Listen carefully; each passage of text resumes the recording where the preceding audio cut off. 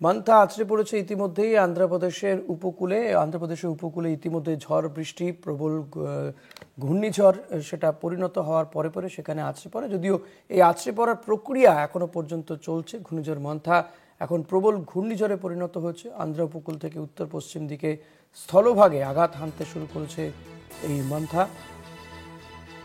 90 থেকে 110 কিলোমিটার বেগে বইছে দমকা হাওয়া। উপকূল ও জেলাগুলিতে জারি সতর্কতা। ইতিমধ্যে উপকূলীয় অঞ্চলের মানুষজনকে সেখান থেকে সরিয়ে নিয়ে যাওয়া হয়েছে। এর পাশাপাশি এ রাজ্যে দক্ষিণবঙ্গে দক্ষিণ 24 পরগনা, পূর্ব পশ্চিম মেদিনীপুর, হুগলি, হাওড়া, কলকাতায় ভারী বৃষ্টির সম্ভাবনা রয়েছে। বজ্রপাত ও 30 থেকে 40 কিলোমিটার বেগে ঝোড়ো হাওয়া বইতে পারে।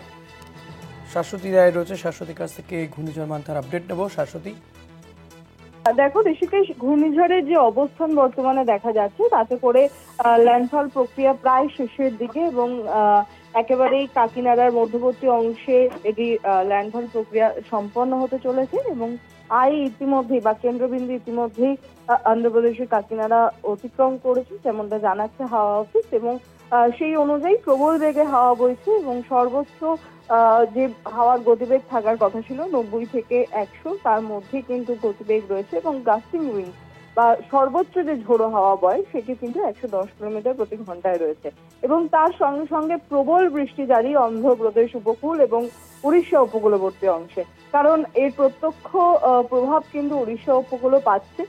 তবে ইতিমধ্যেই সতর্কতা রয়েছে পশ্চিমবঙ্গের উপরও। আগামীকাল থেকে বৃষ্টি বাড়বে পশ্চিমবঙ্গে, কারণ এই ঘূর্ণিঝড় সিভিয়ার সাইক্লোন থেকে সাইক্লোনিক স্টর্মে রূপান্তরিত হয়েছে এবং সেই সাইক্লোনিক স্টর্ম ধীরে ধীরে ডিপ ডিপ্রেশনে রূপান্তরিত হবে। তার ফলাফল অনুযায়ী বৃষ্টিপাতের তোড় বাড়তে থাকবে, কারণ অন্ধ্রপ্রদেশেও যেরকম বৃষ্টি জারি থাকবে এরপর এটি শক্তি খুঁড়িয়ে ধীরে ধীরে উত্তর উত্তর পশ্চিম দিকে অগ্রসর হবে এবং পশ্চিমবঙ্গের উপরিবর্তী জেলাগুলির উপরে কিন্তু ভারী থেকে অতি ভারী বৃষ্টির সতর্কতা জারি করা হচ্ছে ইতিমধ্যে। শাশ্বতী, ক্ষয়ক্ষতি কিছু কি এখনো পর্যন্ত কোনো খবর রয়েছে জানা যাচ্ছে? দেখো, এখনো পর্যন্ত সম্পূর্ণভাবে ক্ষয়ক্ষতির কোনো হিসেব পাওয়া যায়নি বা তবে প্রচুর পরিমাণে গাছ উপড়ে পড়ার খবর মিলছে এবং যেহেতু উপকূলবর্তী এলাকা পূর্বেই খালি করে দেওয়া হয়েছিল এবং জলোচ্ছ্বাসের যে প্রভাব ছিল সেই প্রভাব যাতে স্থানীয় বাসিন্দাদের উপর না পড়ে তার জন্য আগে থেকেই প্রশাসনের তরফ থেকে যাবতীয় ব্যবস্থা নেওয়া হয়েছিল এবং মৎস্যজীবীদের সম্পূর্ণভাবে নিরাপদ জায়গায় সরিয়ে আনা সম্ভব হয়েছিল। তাই সেই অর্থে এখনো পর্যন্ত এই সাইক্লোনিক স্টর্ম কি অবস্থায় শেষ হয় তার পর্যায়ে বা তার এই তাণ্ডব, তারপরেই কিন্তু বোঝা যাবে এই মান্থার প্রভাব কতটা। তবে বিভিন্ন জায়গায় প্রবল বৃষ্টির জেরে বন্যা কবলিত হওয়ার একটি সম্ভাবনা রয়েছে বা জলমগ্ন হওয়ার সম্ভাবনা কিন্তু রয়েছে।